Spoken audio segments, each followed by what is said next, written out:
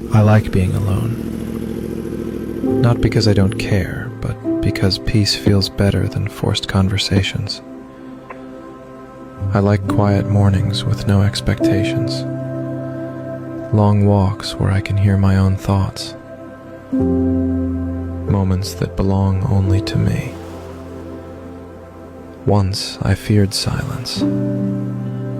Now I crave it.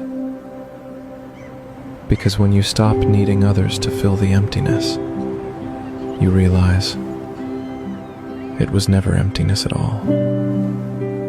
Just space, waiting to be understood. Solitude isn't loneliness, it's clarity. And in the quiet, I finally met the person I was always searching for. Myself.